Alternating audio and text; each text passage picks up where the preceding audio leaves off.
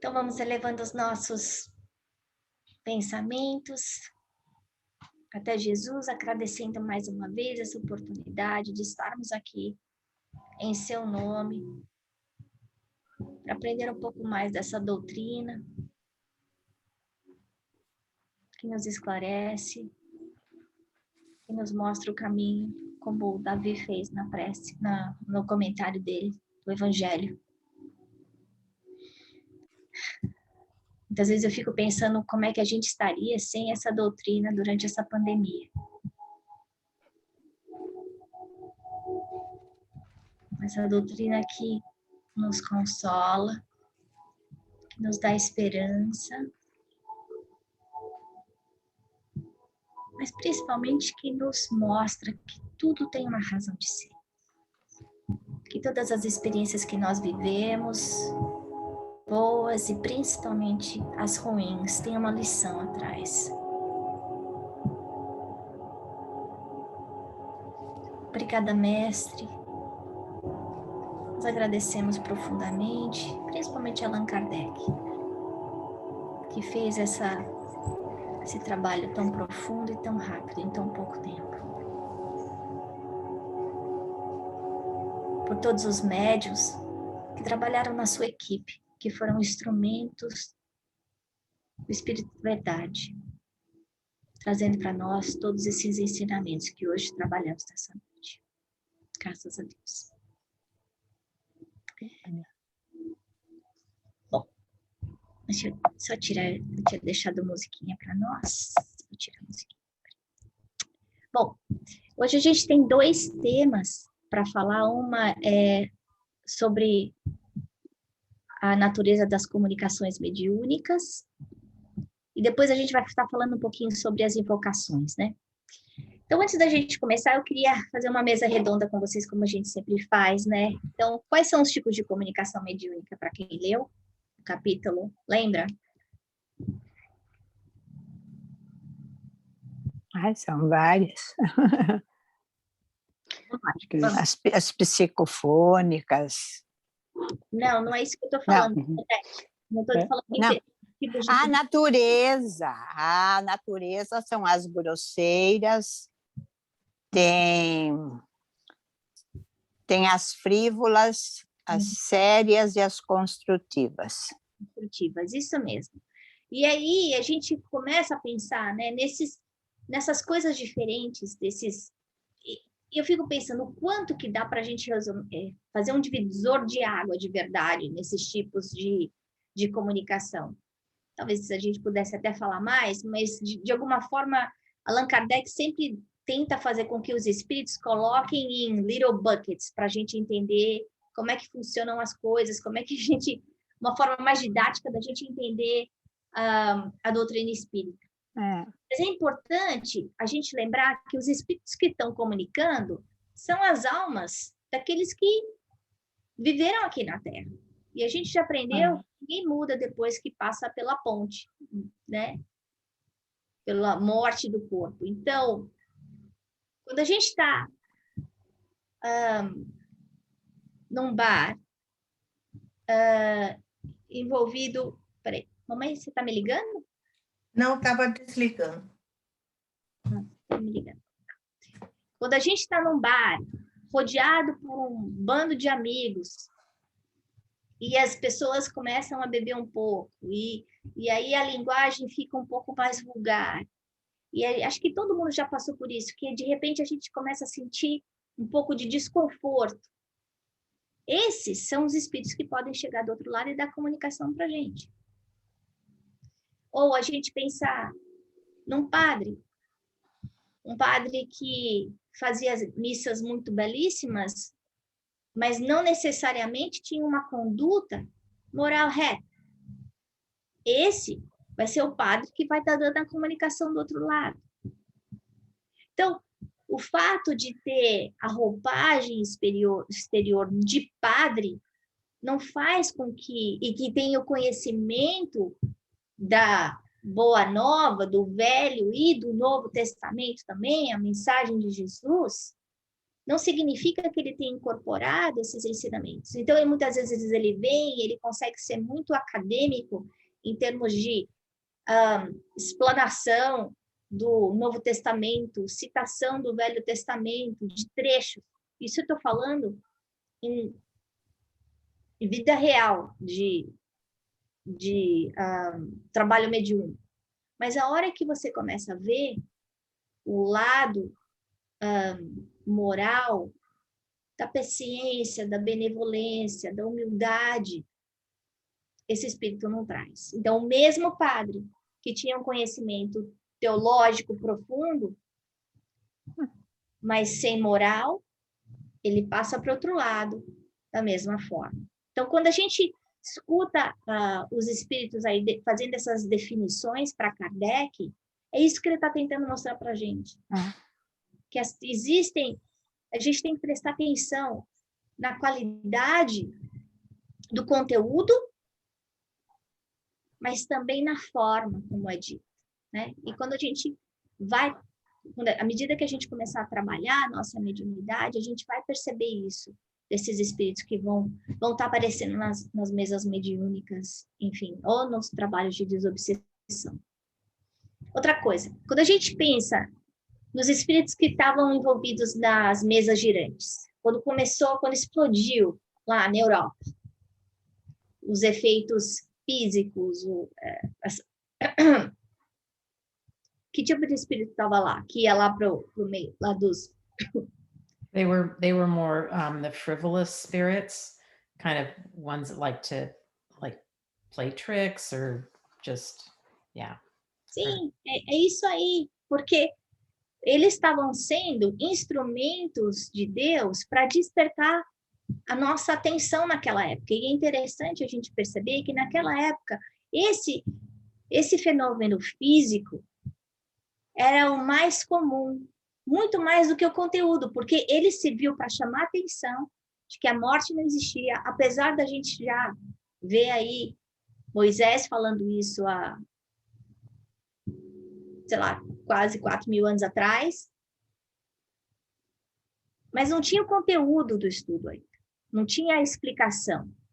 Hoje, a gente vê menos fenômenos e mais conteúdo. Então, hoje, a tarefa da gente não é mais se convencer, a tarefa dos espíritos não é mais convencer a gente que existe a vida além da morte do corpo.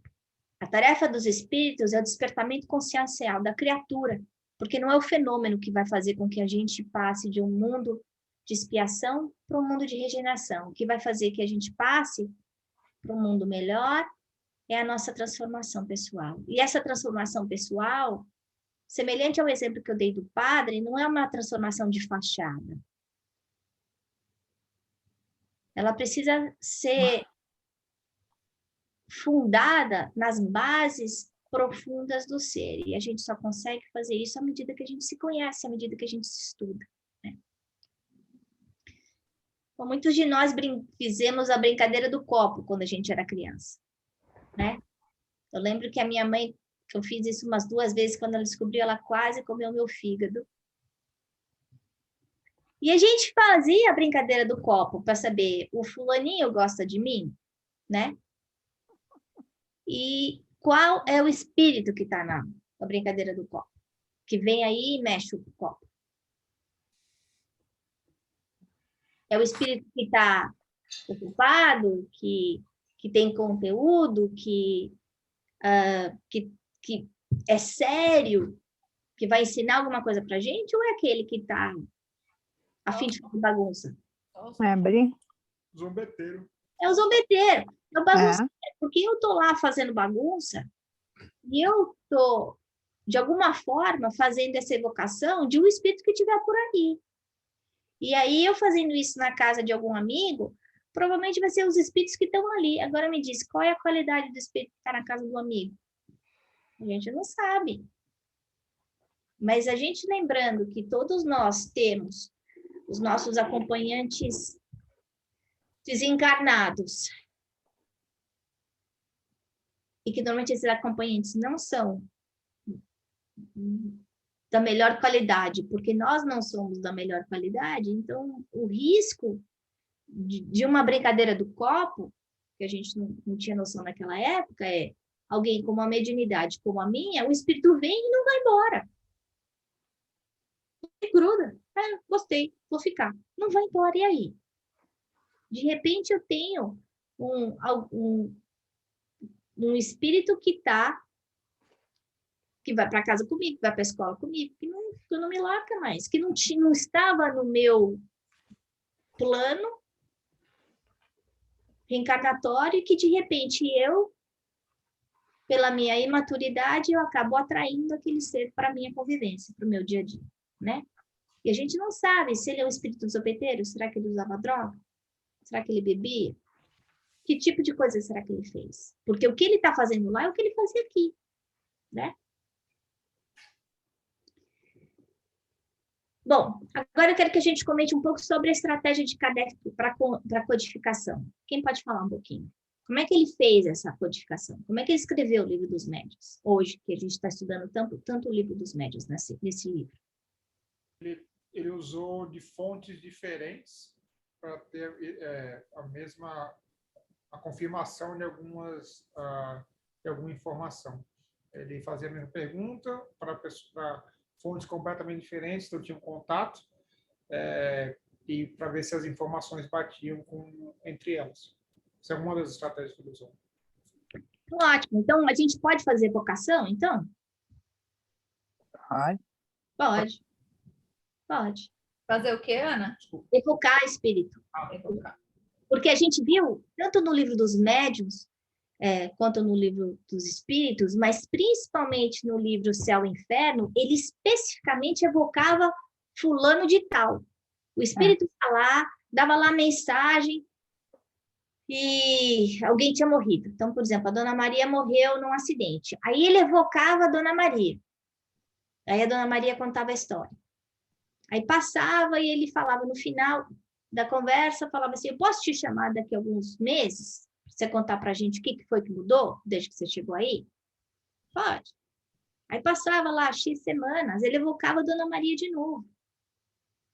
Então, é interessante, e a gente vai ver isso no próximo roteiro, que não é errado evocar. Na verdade, existe uma intenção nisso, e essa intenção é criar esse elo de ligação mental entre a criatura que está encarnada e o desencarnado. A gente precisa também pensar o outro lado, porque a gente tem que ter cuidado com o que a gente está evocando. A gente não sabe necessariamente quem é que está do outro lado, a condição que ele está, se ele pode vir, se ele não pode vir.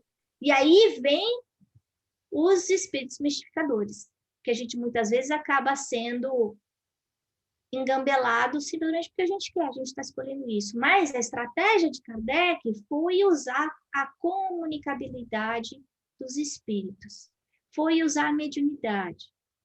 E a validação dele, porque ele entendia que, poxa, ele não tinha mediunidade.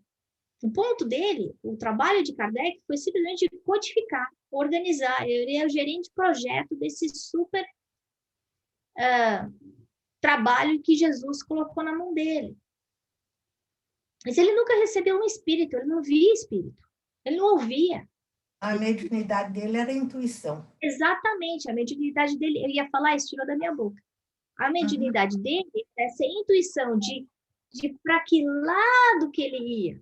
Mas ele não conseguia saber se o cara que estava falando, que era o padre fulano de tal, era mesmo o padre fulano de tal. Se era Maria, que ele conhecia, que tinha morrido lá em Paris, se era a Dona Maria mesmo. Então, é importante a gente perceber essa técnica que ele usou para validar a veracidade das comunicações que ele estava recebendo. Isso já mostra para a gente a importância da gente ter a nossa cautela também, né? I was trying to find where I read this, but when you're doing evocation, to also be very regular about it and not just hit or miss. It sounded like have a regular practice, and then also be very rational thinking about it, like observing what it is, not just taking what you hear, you know. Você falou uma coisa importante, só antes de eu comentar, fala, mamãe, pode falar. Falando de Kardec, da invocação, é bom a gente lembrar a cobertura especial que ele tinha, o trabalho que estava sendo realizado. Porque se a gente for transferir para os tempos de hoje, para a nossa realidade, não vai funcionar do mesmo jeito. Inclusive, Chico repetia uma porção de vezes que o telefone toca de lá para cá. Não, às vezes a gente chama e o espírito não pode vir, não vem, né? A gente está super alinhado, porque você está tirando da minha boca o que eu ia falar. Então, esse no jogo de ping-pong aqui. Esse negócio de evocação que você falou, Gary, não é para eu fazer na minha casa. Não é eu evocar meu anjo da guarda. Não é isso que é para a gente fazer. Então, quando a gente está num centro espírita sério, e para quem leu o livro Aconteceu na Casa Espírita, para quem leu o último livro do Divaldo, do Despertar da Nova Era, esqueci o nome do livro, enfim, vai ver que mesmo os centros espíritas sérios, eles passam por ataques dos espíritos inferiores. Então, não é para eu brincar. Eu ficar evocando o espírito dentro da minha casa, numa reuniãozinha com um médium que não faz reforma íntima, um médium que não estuda. Yeah, that was also, I'm trying to remember where I read it, but it was talking about, of course, you need to be doing your personal growth work, you need to be doing your study of things, you need to approach it with love, right? Because that's raising the vibration, and also calling in your guardian angels or whoever your team is to assist with protection. E a gente lembrar qual é a nossa intenção. Yeah. Porque a intenção... Fala, Davi. Serious or frivolous. Right? Eu ia fazer perdão. Eu ia fazer uma pergunta, na verdade, sobre a evocação, né? Porque nós realizamos o Evangelho no lar. Qual é a mecânica do Evangelho no lar? Porque nós não estamos evocando necessariamente um espírito específico, mas estamos nos conectando aos espíritos ligados ao espiritismo, né? Ótimo. Mas a gente está falando de evocação para fazer a passagem mediúnica, Davi, que é a diferença, né? Então, entendo. Ou consulta, né? Consulta. A outra coisa se eu estou fazendo evangelho na minha casa, eu não vou incorporar e perguntar para o mentor do trabalho, porque a gente sabe que cada evangelho no lar tem o seu mentor, perguntar, e aí, eu devo trocar de emprego? Meu marido está me traindo? Meu filho vai passar de ano? Entendeu? A hora que eu começo a apequenar o conteúdo, ele vai olhar para mim e falar assim, Ana, então, se você não está interessada no seu crescimento, você está tentando usar desse conhecimento para algum tipo de vantagem material. E aí os espíritos sérios se afastam. Mas a gente vai ver isso agora nos próximos slides. Eu só queria aquecer os motores, tá? Eu coloquei essa frase aqui da Epístola de João para a gente pensar. Se João falou, não criais em todos os espíritos, mas examinai se eles são de Deus, ele não ia colocar uma ordem, uma lei, uma instrução tão concreta, tão direta, não creais, é uma ordem. Se as pessoas não estivessem fazendo isso. Agora, para as pessoas fazerem isso, significa o quê? Que já existia essa comunicação dos espíritos naquela época. Então, o que a gente vê hoje, as pessoas falando, não, isso negócio de existir vida após a morte, morreu, acabou tudo, a gente está vendo aí na Bíblia. Há 2000 anos atrás, o testemunho de João falando que não. Se ele estava mandando as pessoas prestar atenção qual era a qualidade do conteúdo, é que aquilo já existia. Que não era coisa de quem estava maluco, né? Mas como a gente estava comentando, a gente tem que avaliar a linguagem, a mensagem, e a terceira coisa, que é fundamental, é a intenção do médium. E a gente vai perceber uma coisa, que à medida que nós, que somos todos médiums, a gente vai começando a estudar, a nossa mediunidade começa a aflorar. Então, a gente vê pessoas como a Aline, como a Tabata, ou como o Miguel, que de repente começa a sentir um monte de coisa que não sentia antes. ou começa a sentir num nível muito maior, começa a ficar mais sensível. Talvez muitos de nós, pessoas que falavam coisas que não incomodavam a gente antes, ou pessoas que a gente se sentia bem ao lado, a gente não se sente mais. À medida que a gente vai estudando, que a gente vai mudando a nossa qualidade mental, a gente, pela lei de afinidade, a gente vai se afinizando com grupos de espíritos diferentes, tá? Mas a gente tem que lembrar que quando eu vou numa cartomante, quando eu vou em algum lugar para ler a mão, eu preciso prestar atenção. Qual é a intenção desse médium? Ele vai ganhar dinheiro com isso? Sim ou não? Se ganhar, então já é não. Não é para ir. Por quê? Porque Jesus falou bem alto: dá de graça o que de graça recebeste. Então, se eu estou indo em algum lugar e aquela pessoa está usando da sua mediunidade para me dar conselhos e existe uma troca monetária, está errado. Se eu sou médium e eu uso essa minha mediunidade de alguma forma para servir, para dar recado para os outros, também está errado. Porque a minha mediunidade é o quê? A mediunidade de qualquer um é o quê? É trabalho na seara de Jesus. Mediunidade é tarefa. Pode ser uma tarefinha vagabunda, que nem a minha, pode ser uma tarefona grande, como de um Chico. Mas a gente tem que entender que se eu recebo, se eu tenho esse talento, se esse meu talento está sendo desenvolvido, não é para beneficiar de alguma forma as pessoas materialmente, nem a mim, nem a outra. É para ajudar os outros, esclarecer, consolar as pessoas, o mundo, né? Então, eu personificando, não é individualizado, é geral. Despersonificando. Despersonificando, isso mesmo, obrigada.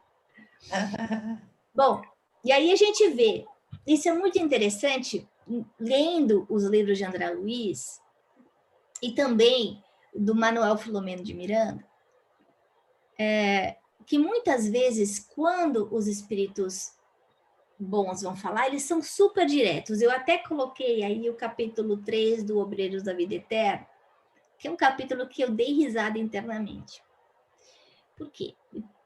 Eles estão lá no plano espiritual, então vão assistir uma palestra de um ser celeste, existe uma preparação até muito interessante, porque André Luiz, junto com outros espíritos, vão formando uma tela mental para receber aquela pessoa. Então, André Luiz, ele tem que imaginar as graminhas, as plantinhas, cada um fica com uma responsabilidade para fazer essa tela mental. É como se eles estivessem enfeitando a sala para receber essa entidade superior, que era muito mais evoluída do que eles.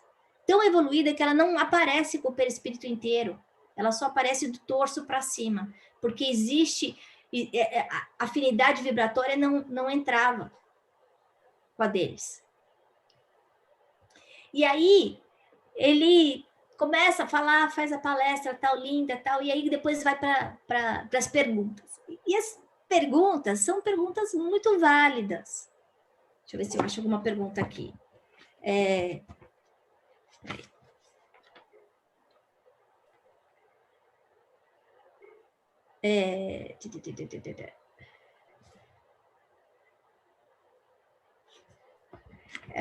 Bom, enquanto eu procuro aqui algumas das perguntas, e as respostas dele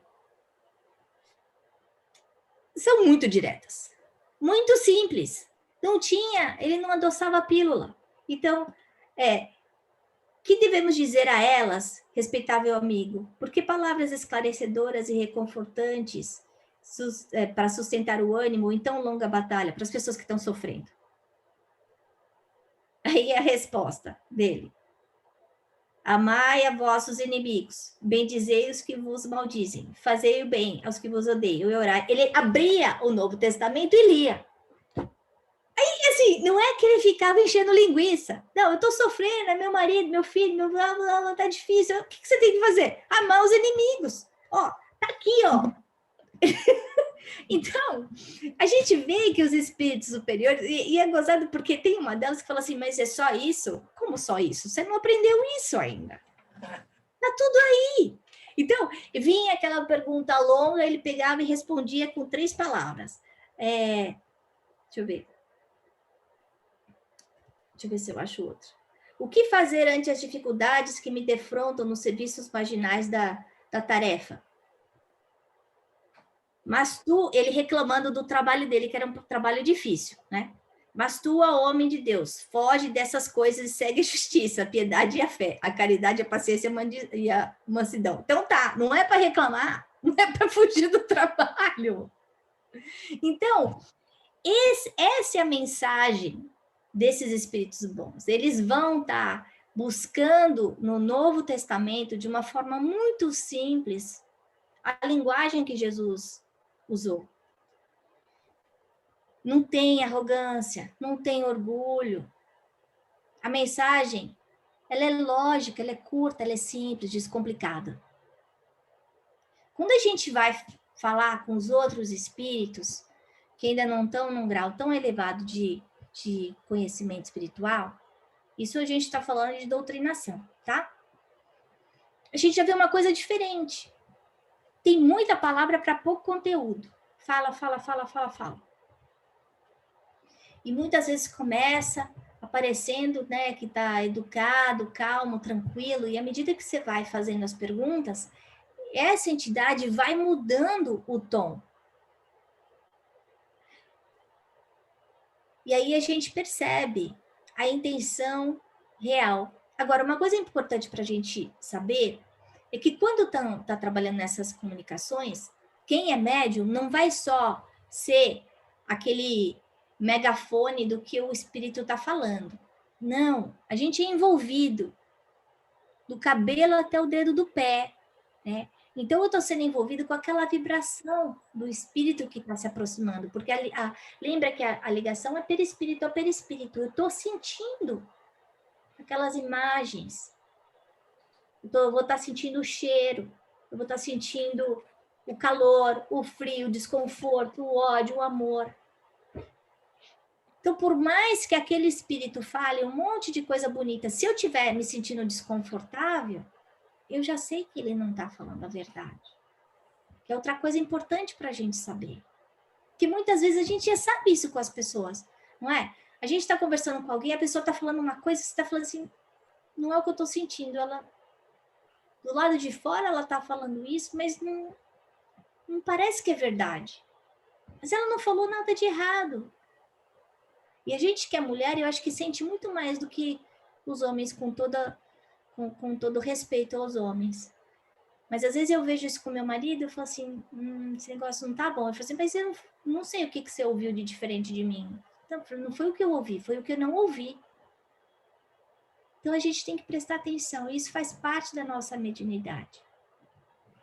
Outra coisa que a gente tem que prestar atenção também é que tem alguns espíritos que são pseudo-sábios, que é uma estratégia muito boa que a gente viu, inclusive, no livro Ação e Reação para a Obsessão. Eles falam 95% de verdade, 5% de mentira. E é essa mentira que vai fazer o caldo engrossar. E aí, muitas vezes, a gente se apega aos 95% da verdade e não presta atenção nos 5% da mentira. Então, muitas vezes aparecem aquelas mensagens no Facebook, Bezerra de Menezes deu mensagem, Chico Xavier deu mensagem. E você lê a mensagem é super catastrófica. E aí você pensa, será que Bezerra ia falar uma coisa dessa? Será que um espírito superior ia dar uma mensagem para deixar a gente angustiado? Deixar a gente nervoso? Nenhum espírito faz isso, mesmo quando está na desgraça maior. Os espíritos superiores, ainda mais pensar num Bezerra de Menezes, né? Que está assim, bem lá em cima mesmo. Nunca ele ia fazer uma coisa para aumentar a angústia, porque aumentando a angústia da gente vai aumentar a angústia do planeta.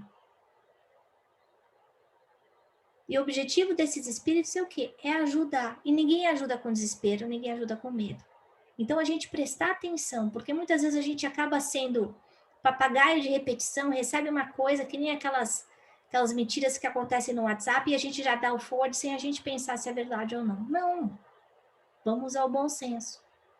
Vamos prestar atenção. Porque acho que de todos, os mais complicados são esses pseudo-sábios. E a gente viveu isso. A gente vive isso hoje com o Covid, né?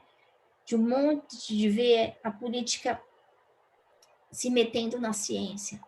Então, fala 95% de verdade e aí 5% de mentira. E, de repente, vira um estado caótico, não é? Então, a gente prestar atenção em quem está falando. Bom, e aí agora a gente vai para o estudo do livro dos médiuns. No item 134, ele fala das comunicações grosseiras, mostrando para a gente que a qualidade da linguagem vai ser fútil, vai ser vulgar. Então, para a gente também prestar atenção nas pessoas com quem a gente está andando, porque se a gente estiver andando com gente que fala muito palavrão, que é debochado, que é sarcástico, que é insolente, que fala baixaria, que é maledicente, é para a gente acender aqui a luzinha vermelha. E eu não estou querendo dizer que a gente é assim, viva dentro de uma cúpula isolante, né, do mundo. Porque muitas vezes essa pessoa somos nós mesmos. Sou eu que sou insolente, sou eu que sou malévola e sou maledicente, sou eu que sou arrogante. Mas para eu ter consciência disso e prestar atenção, qual é o conteúdo que está saindo da minha boca? Porque o que sai da minha boca é o que está cheio no meu coração. Como o Davi estava falando, eu sou aquela pecinha do quebra-cabeça que forma o mundo inteiro. Cada um de nós é uma pecinha. E se nós, como pecinha, se a gente tiver tortinha, a gente não consegue fazer o mundo ficar bonito. Então, eu tenho que prestar atenção. Como é que está a minha linguagem? Como é que está a minha forma, meu pensamento, né? Que muitas vezes acaba mostrando, né, os meus defeitos de verdade, né? Então, se eu sou invejosa, se eu sou orgulhosa, se eu guardo rancor, se eu estou muito melindrosa, complicada, né? Prestar atenção nisso. Fala. Pode falar, mamãe. Eu estou lembrando aqui que no nosso mundo moderno, as pessoas estão usando palavrões como se fosse vírgula. Por qualquer razão, sem motivo, sem sentido, lá vai um palavrão daqueles cabeludos que mãe lavava a boca antigamente, né? E é preciso que a gente se vigie para não entrar nesse linguajar de baixo nível. Por quê? O que é que essa energia exteriorizada vai atrair? Então, não é só o que sai impregnado do nosso sentimento, mas as palavras em si têm vibração, e a vibração atrai, né?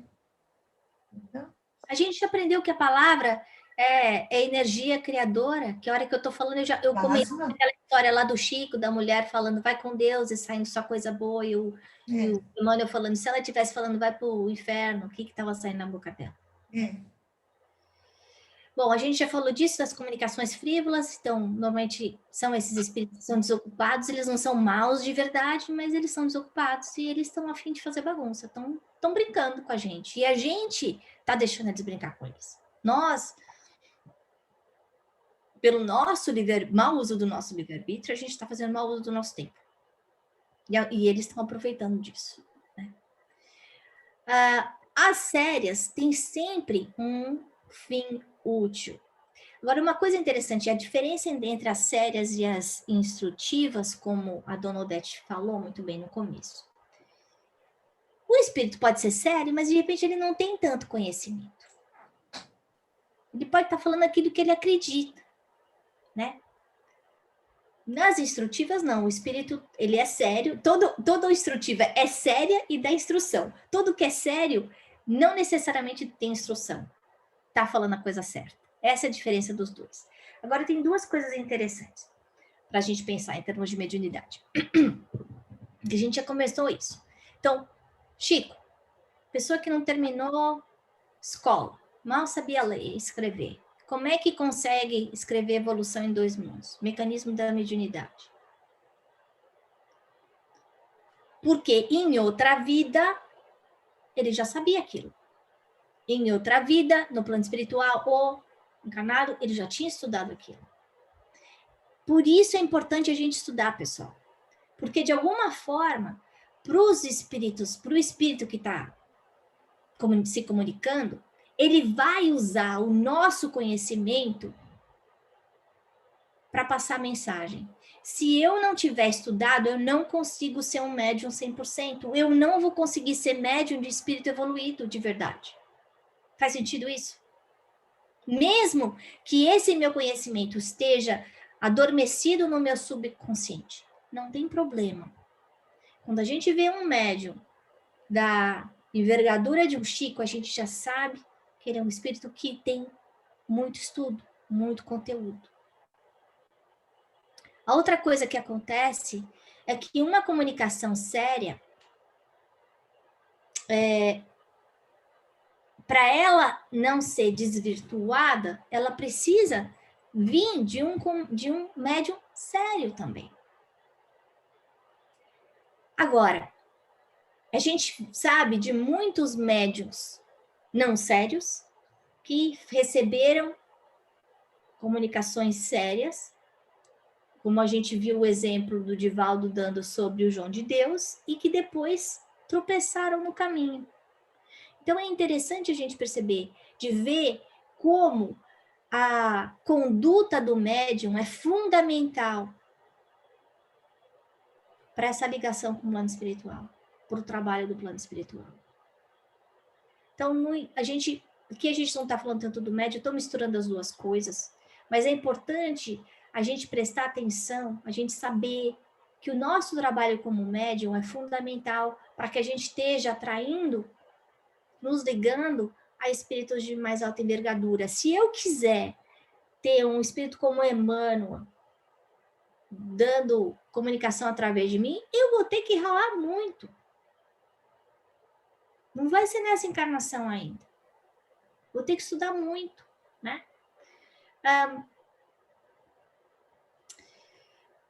Os instrutivos são aqueles que vão estar ensinando alguma coisa, seja filosofia, seja ciência. E aí já mostra ainda mais o grau de elevação dele. A gente vê muitos desses exemplos quando a gente olha na codificação, que foram comunicações basicamente instrutivas. E Kardec, pela cautela dele, o que ele fez? Ele comparou essas comunicações para ter certeza que elas estavam congruentes com a verdade. Então, se tivesse alguma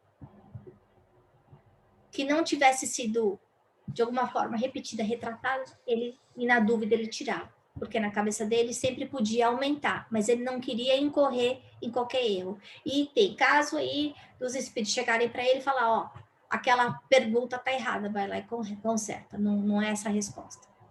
E aí ele ia lá e resolvia.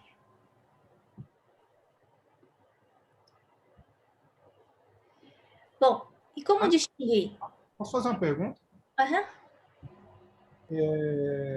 Eu sei que os espíritos zombeteiros, os frívolos, você pode escutar, você pode ser manipulado por exemplo, a brincadeira do copo que você falou, tantas outras. Mas um exemplo, no caso do Chico, ele via Emmanuel, tá? Um espírito zombeteiro, para quem tem uma mediunidade que consegue ver, ele pode aparecer para essa pessoa e ele pode se fazer, porque uma coisa é eu falar assim, eu sou o espírito do meu pai. Pode modificar o perispírito. Pode modificar, essa é a minha pergunta, pode modificar o perispírito para fingir que é alguma outra pessoa? Pode. E aí é que é importante a gente prestar atenção no conteúdo. Então, aí, inclusive, a gente vê que a gente, no próximo roteiro, que quando a gente vai invocando, por exemplo, você chega para mim, Miguel, invoca o meu pai aí na próxima reunião mediúnica. Mas você não está lá. Você não... E aí o espírito vem, mas eu não conhecia o seu pai, eu não sei se ele era o seu pai. Aí vem alguém e fala assim, não, mas ele tinha lá a aparência do seu pai, do pai do Miguel, eu vi a foto do pai do Miguel. A gente tem que prestar atenção no conteúdo. A gente viu isso também muito no livro do Divaldo, no último livro dele, de como esses espíritos super inteligentes e super maléficos, eles conseguem modificar o seu perispírito e aparecer do jeito que eles querem. O Chico mesmo, ele olhava para uma pessoa e ele via duas. Ele via a pessoa de carne e ele via o perispírito da pessoa. Então, muitas vezes, ele via uma pessoa bonita, mas ele estava vendo um lagarto. E muitas vezes ele viu uma pessoa feia, mas perispiritualmente era uma pessoa bonita. Então as pessoas tinham inclusive medo, sabe? Do que será que ele está vendo aí? Quem será que eu sou de verdade, né? Parece aquele filme Shallow Me, esqueci o nome, mas com a Gwyneth Paltrow, que ela é muito gorda e o namorado dela acha que ela é magrinha, porque ele só via quem era a pessoa por dentro e não aquela por fora, né? Então, é isso que a gente precisa prestar atenção para comprovar a identidade. Analisar a linguagem, lembrar que não é porque a pessoa é inteligente que ela tem uma superioridade moral. A gente conhece tanta gente que é cientista, que foi para Harvard, que tem 5 PhDs e faz coisas horrorosas. Uma coisa não tem nada a ver com a outra, né? A gente sabe que a nossa evolução vem em 2 asas, a asa da moral e a asa da inteligência. E para a gente virar um espírito de esfera crística, a gente precisa ter as 2 asas, né? E que os espíritos bons, depurados, eles são sempre afáveis, são sempre delicados, são sempre gentis. A gente sempre sai com aquela sensação de conforto e não de dor, né? De humilhação. No livro dos médiuns, por favor, leiam aí lição de casa, o item 267, porque ele dá uma lista enorme de como a gente prestar atenção na natureza e na identidade dos espíritos. Ele fala muito. Deixa eu ver quantas coisas ele fala. Eu pensei em escrever, mas eram tantas. 28 características. Então, que nem a gente tinha visto lá o Código Penal da Vida Futura, esse daí é para a gente conseguir definir se um espírito, qual que é a natureza dele de verdade, né? O fato de eu falar que meu nome é XPTO não faz com que eu seja aquela pessoa. Uma pergunta antes da gente ir para o 5. Tenho, Ana.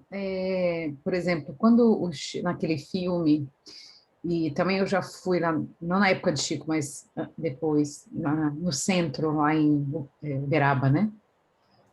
Que ele escrevia aquelas cartas, né? Aconselhava as mães. E tem um médium até que continua fazendo isso por ele. Isso é uma evocação séria, mas não é instrutiva, certo? Porque é por uma questão mais individual, pessoal, de uma mãe que quer saber do filho, ou de um parente que perdeu alguém. Ela não chega a ser instrutiva. E consoladora. Eu também acho que é. Eu acho que se ele está trazendo consolo para aquela mãe, está instruindo, mas a mãe não acreditava na vida após a morte, e de repente ela recebe a carta do filho e aí ela se transforma, né? A gente sabe um caso muito real que é do Divaldo lá com o dono da empresa IP, que perdeu o filho e tal, não acreditava em nada, de repente vai lá no Divaldo, recebe a mensagem do filho, se transforma completamente e de repente vira um embaixador lá do Divaldo, ajudando, bancando um monte de coisa da missão do caminho. Então, será que isso não foi uma instrução? Não foi a mensagem? A educação? Não, existe vida após a morte do corpo, né? Bom, eu acho que também, não sei, eu estou falando com pouca propriedade no assunto, Mas eu acho que no caso do Chico também, quando ele fazia são as cartas das mães, eu acho que o approach era as mães iam constantemente no centro espírita e quando o telefone de lá ligava para cá, ele passava. Não era assim, você quer falar com seu filho? Tá bom, vamos falar com seu filho aqui. Não, ele escrevia, às vezes, você estava lá e você, por consequência que você estava lá, e seu filho teria entrado em contato, ele dividia isso com você. Que eu acho que entra muito com o que você fala do telefone, que não era porque a mãe estava chamando o espírito, sim que o espírito estava preparado para dar uma mensagem para a mãe, que aí seria uma mensagem consoladora. Uhum. É isso aí. E esse telefone toca de lá para cá. Tem inclusive uma história de uma mãe que foi lá para a fila, chegou não sei que horas, porque tinha que chegar muito antes para conseguir. Foi lá a primeira pessoa. Estava lá na fila, de repente, ela já tinha ido várias vezes e nunca tinha conseguido ter a mensagem do filho. E aí, de repente, chega uma outra mãe desesperada, que tinha acabado de perder o filho, uma senhora. Essa pessoa que estava na fila era uma pessoa extremamente simples, que tinha que gastar o que tinha e o que não tinha para poder ir para lá, morava em outra cidade. Então, era um esforço muito grande para ver o Chico, sabe? Esforço financeiro mesmo. Aí, de repente, chega essa mulher de uma condição socioeconômica muito boa, e aí já não podia mais ficar na fila, enfim. E aí, desesperada, essa mulher simples deu a vez para ela. E aí ela vai embora. E aí o Chico manda alguém no hotel da moça depois, falando, Chico tá te chamando para voltar lá, tem mensagem para você. Então a gente vê, e no final ele fala, você recebeu a mensagem por merecimento que você deu a sua vez. Seu desapego, né? Então, talvez ela precisasse desse desapego, né? Porque que mãe que ia dar a vez? Será que eu daria? Provavelmente não. Né? Então, esse telefone toca de lá para cá e ele repetia isso muitas vezes, porque isso também mostra para a gente a idoneidade do médium, porque tem muito médium que quer dar alguma resposta, que muitas vezes pode até, sem querer, usar onismo, né? Então, o seu higher spirit, né? Então, eu, como espírito, dou a comunicação de alguma forma. Né? Bom, Ana, outra dúvida que eu tenho, isso, assim, é mais ampla, assim, nos grupos mediúnicos, geralmente aquelas pessoas que estão lá têm um nível energético, um nível, né, de vibração, de pensamento mais elevado, teoricamente, né? São pessoas que não necessariamente. não sempre. Não, minha dúvida é essa, assim, por que nos grupos, se a energia é elevada, por que nos grupos mediúnicos chegam espíritos muito desequilibrados, assim, essa é eu acho que a gente vai estudar isso mais para frente, mas que não é tão elevado, justamente porque eu, pela minha conduta, eu abro brecha para esses espíritos inferiores. E a gente vê em alguns livros de André Luiz, eles mostrando que eles isolam alguns dos médiuns, porque bebeu, porque está sendo infiel, porque está dando em cima da moça que está na outra rodinha. E em alguns, ou se eu sou muito orgulhosa, se eu sou muito egoísta, e o meu acompanhante entra. Eu deixei ele entrar. Bom, vamos dar uma aceleradinha, que tem mais uns 5 slides aqui para gente. Mas a gente já falou um pouco de evocação de espírito, né? O risco da gente evocar é a gente não saber se a pessoa que está aparecendo, se a entidade é realmente quem eu estou achando que é.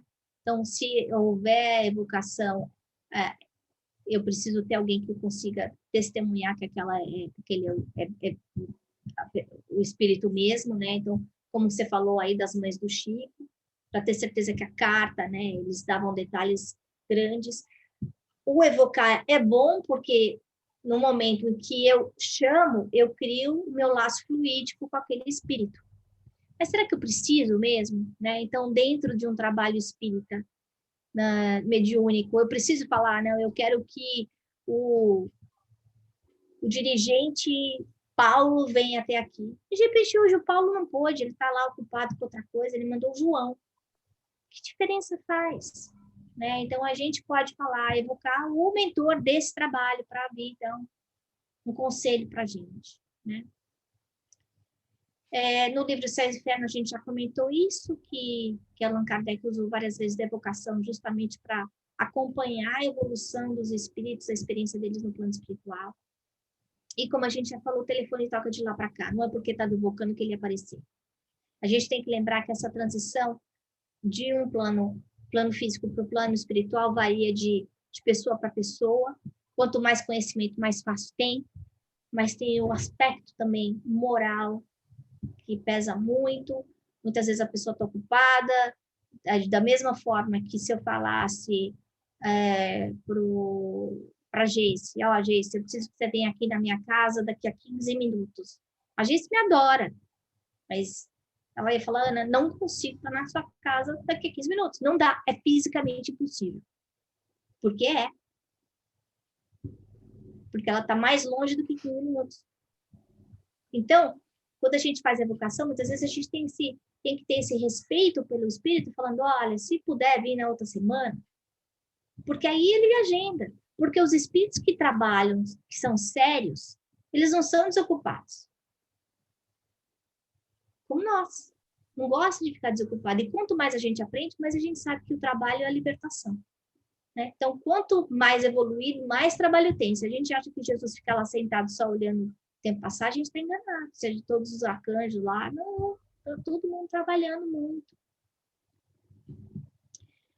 No livro dos médiuns, então. Isso aí que a gente acabou de comentar, né? Que quando a gente evoca, a gente não consegue ter certeza absoluta de quem é. Por isso que muitas vezes é bom a gente deixar o espírito vir falar, né? Então, a gente fazer uma evocação aberta, né? A outra coisa é a importância da forma como a gente vai falar com esse espírito, principalmente numa hora da doutrinação. Ele aqui no livro dos médiuns, ele não está falando da doutrinação.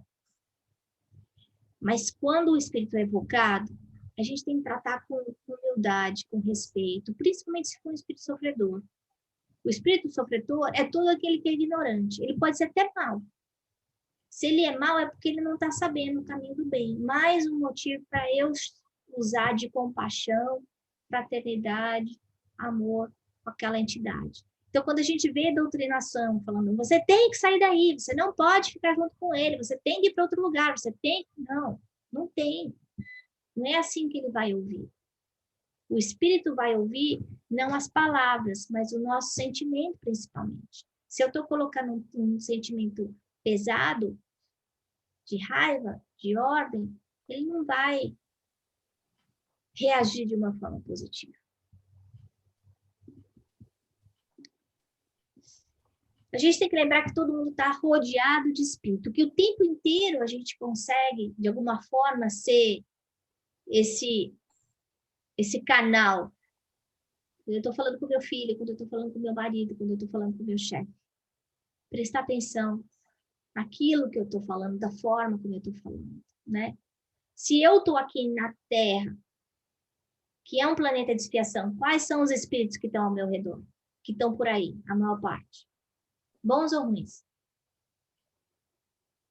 Ruins. Por quê? Porque eu sou ruim. Senão eu não estava aqui, né? Então, a gente tem que lembrar que a comunicação ela não acontece só no centro, acontece 24/7. E aí daí vem a importância da nossa reforma íntima. Porque a forma em que eu vou conseguir me ligar aos espíritos superiores é como se eu estivesse dentro de uma argamassa, né? Numa areia movediça, com essa massa de meleca, de pensamentos pesados, que está envolvendo o planeta, mas que principalmente está me envolvendo. Porque é essa massa mental que eu venho trazendo há séculos. Para eu conseguir sair dessa massa melequenta, eu tenho que botar um esforço muito grande, gente. E esse esforço se chama reforma íntima. porque existe uma força gravitacional me puxando para baixo. Isso é o que eu sou. Né? Então, e a outra coisa que a gente já falou é que essa evocação é uma ligação mental. Toda prece eu estou fazendo uma evocação. A hora que eu falo Pai Nosso, o que eu estou fazendo? Chamando o papai. Chamando o meu pai. O papai do céu com P minúsculo. Agora, quer dizer que Pai Nosso que estás no céu, ele quer dizer que ele veio? Não, ele não vai vir. Ele vai mandar os seus mensageiros. Talvez o mensageiro seja o meu anjo da guarda, que está mais perto de mim, talvez seja o espírito familiar. Se o negócio for macabeludo, pode ser um espírito mais evoluído do que o meu mentor, do que o espírito da família. Como a gente vê também nos livros de André Luiz. Eu fico repetindo André Luiz, porque André Luiz precisa ser estudado. André Luiz passa para a gente ensinamentos super profundos. A gente não pode olhar para André Luiz como livro de história, como novela. Não, não é. Ele está passando um recado muito forte, prudente para a gente em relação à nossa conduta e à nossa interação com o plano espiritual. Então, lembrar que toda a prece vai ser uma evocação. Às vezes, até quando eu estou conversando com alguém e falo, não, porque fulano de tal, nossa, aquele homem morreu, ainda bem que morreu, que fez isso, fez aquilo. Gente, se esse homem estiver lá, no plano espiritual, ele ouviu. A hora que eu comecei a falar dele, eu estou evocando. E aí, o que vai acontecer? Ele vai vir e vai tirar satisfação de mim. Assim, quem é você, Ana, para falar mal de mim? O que você sabe da minha vida? Por que você acha que você é melhor do que eu? E, de repente, ele que não tinha nada a ver com a gente, pode ficar com raiva da gente. Ainda mais se for um espírito inferior. Isso que eu estou falando está nos livros de André Luiz. Um exemplo como esse. A gente falar um pouco da mediunidade, né, dessa interação. A maior prova delas é o quê? Os 10 mandamentos. Então, Moisés que foi um missionário, que abriu a porta aí para essa conexão maior com Deus único. Por que que ele chega e fala assim, não é para falar com os espíritos? De novo, a mesma coisa que a gente comentou a respeito de João. Se ele falou, é porque aquilo existiu. Se ele falou, não é para conversar, é porque estava sendo mal usado. E a gente sabe que naquela época existiam as pitonisas, enfim. Mediunidade desde o tempo do onça, sempre existiu. Então, a gente tem que entender que quando Moisés falou para de comunicar com os espíritos, é porque ele estava existindo o mau uso e o abuso. Mas, principalmente, é que estava existindo. Quando a gente pensa em Pentecostes, o dia de Pentecostes, depois que Jesus foi embora, e tem lá as línguas de fogo, aquele monte de gente que, de repente, começa a falar, cada um uma língua de grupos diferentes, tudo ao mesmo tempo. Mediunidade. Para quê? Para mostrar que a vida continua. Mas como que ele estava falando uma outra língua que ele não sabia? Porque ele já tinha aprendido em outra vida. Eu não vou conseguir ser médium de um espírito grego falando grego se eu não estudei grego em algum ponto na minha história como espírito eterno. Quanto mais eu estudar, mais eu vou conseguir ser instrumento do bem.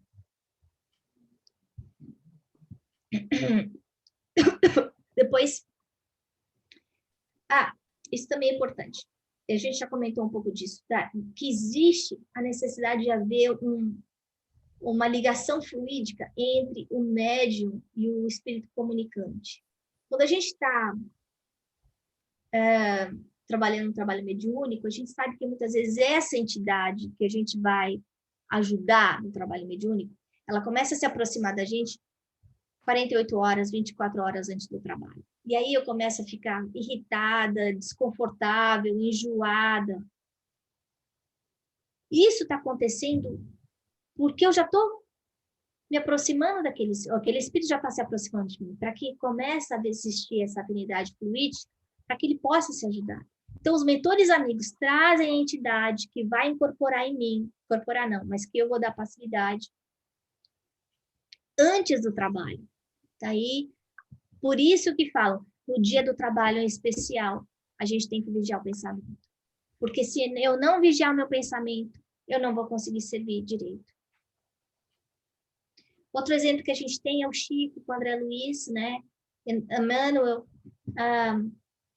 conta que ele fala para Chico, eu vou trazer um amigo meu que depois ele vai trabalhar junto com você. E André Luiz fica do lado do Chico durante 2 anos. Para quê? Justamente para essa afinidade fluídica, até ele começar a ditar os livros para o Chico. 2 anos. Mesma coisa com o Divaldo e a Joana. A Joana dita lá um monte de coisa para o Divaldo, muito tempo, e aí o que ela fala para ele? Legal, agora você está pronto, joga tudo fora. Mas tem 10 anos que eu estou escrevendo coisa. Ótimo, prendeu. Agora joga tudo fora, que agora é de verdade. Agora, imagina nós. Né? A gente imaginando que Joana era a irmã Clara. Vai saber que era o Divaldo, né? Vai saber se era São Francisco, né? O trabalho que ele faz. Nunca li isso. Mas se a gente for pensar, se ela é a irmã Clara, vai saber quem ele é. Tem que ser alguém bom, né? Para poder merecer um mentor desse, né? Então, aí a gente volta de novo. A importância dessa ligação mental. E sempre volta, a gente roda, roda, roda e volta para o mesmo lugar. Melhora do médium, fundamental. Como é que a gente melhora? Estudo e reforma íntima. Quando a gente for evocar, a gente lembrar de evocar espírito bom. A gente não quer evocar o obsessor da outra vida. Não. Quando a gente for trabalhar nossa mediunidade, a gente nunca usar interesse particular. Usar da pureza doutrinária. É importante a gente prestar atenção nas mensagens. Porque não é porque veio do Espírito que é verdade. Eu dei aquele exemplo das mensagens de Bezerra de Menezes que deixa todo mundo maluco. Não é dele. Ele nunca falaria isso. E as reuniões mediúnicas, alguém tinha comentado isso. Gente, para reunião de mediúnica ter qualidade, ter proteção, é necessário que os médiuns trabalhem juntos, que exista harmonia, fraternidade. Eu não quero ter reunião mediúnica na minha casa. Eu não quero fazer psicografia na minha casa. Eu não posso fazer psicofonia na minha casa. Eu vou repetir. Eu posso fazer psicofonia na hora do meu evangelho no lar? Não. Não. Eu posso fazer psicografia na hora do meu evangelho no lar? Não. Não. Não pode. Mas, Ana, eu estou rezando. Não, não pode. Por quê? Porque o meu lar, ele não está tão protegido quanto um centro espírita. A chance de desequilíbrio é muito grande. Porque eu não sei qual é o espírito que está vindo. E aí aquela história do copo que a minha mãe me dava bronca. Que aí eu acabo trazendo alguém que de repente fica por ali. E aí vai me desequilibrar. Mediunidade em casa é o não. Não, não, não, não, não. Tá bom? Então, para fechar, a gente refletir aqui. Todos os espíritos podem se comunicar? Todos. Todos. Sempre. Todo médium pode receber qualquer espírito? Mais ou menos. Por quê? Porque um espírito muito evoluído vai ter dificuldade. Eu, como médium, não vou ter qualidade, eu não vou conseguir me ligar com ele de uma forma elevada. Eu consigo pegar um espírito, um mentor bom? Consigo. Eu consigo fazer psicofonia de Jesus? Não, não consigo. Eu preciso me melhorar moralmente para isso. Mas eu consigo fazer psicofonia de um espírito que está na zona infernal? Consigo. Consigo. Então, outra coisa, eu não vou botar para comentar, a gente já comentou bastante sobre pensamento e evocação. Eu pensei, liguei. O pensamento é mais rápido do que a velocidade da luz. Eu pensei, eu evoquei.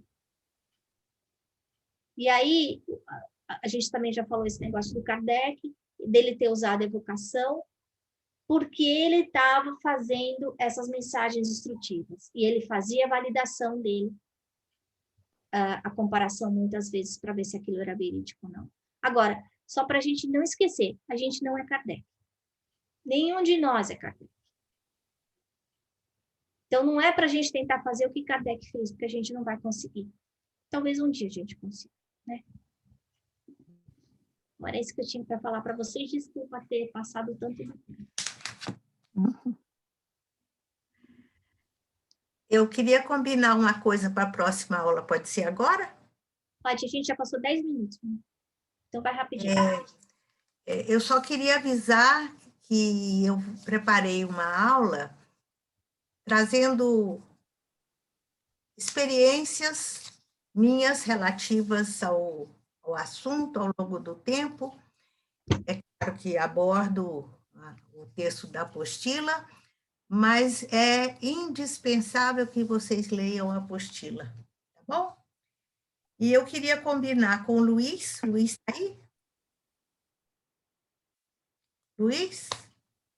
Não está, não? Estou sim, estou aqui. Luiz, por favor, eu queria que você fizesse a prece inicial, uma prece, eu vou mandar a página certinha para você depois, tá? Uma prece que está lá na apostila. E Ótimo. a prece final, tá bom? Eu vou mandar agora mesmo para vocês a página, tá bom? Lê, ela quer que você faça a final, tá? Não sei se eu ouvi. Entendi. Então é isso. Geice, faz a prece final para a gente encerrar, por favor. Vamos respirar fundo, levar os pensamentos a Deus, pensar em paz e amor. E agradecer imensamente a todos os aprendizados desta noite. Obrigada, Jesus, por mais uma oportunidade de pararmos com a correria do nosso dia a dia, para investir no nosso desenvolvimento, nossa evolução como espírito, porque a gente sabe que só com a forma íntima, só com esse olhar para dentro, é que a gente vai conseguir fazer uma transformação exterior. No mundo que vivemos, as pessoas ao nosso redor. Obrigada, meu Deus, por todas as obras que você facilitou, que chegasse até nós, que nos pudesse ensinar tanto sobre a vida no mundo espiritual. Agradecemos a Chico Xavier, André Luiz, Paulo, Joana de Anjos, Romano, todos esses espíritos elevados que, encarnados ou desencarnados, se doaram para que a gente pudesse receber mensagens tão importantes, especiais, confortadoras e instrutivas. Obrigada, meu Deus, por cada um envolvido aqui nesse estudo, que fortalece um ao outro para que a gente continue nessa busca e nesse mergulho interno. Purifica as nossas águas, Senhor, para que a gente possa tomar aquele remédio especial para cada uma das nossas necessidades. Acreditamos na cura que você pode proporcionar a todos nós. Obrigada, meu Deus, por tanto amor e tanta misericórdia. Em nome de Jesus, amém. Obrigada.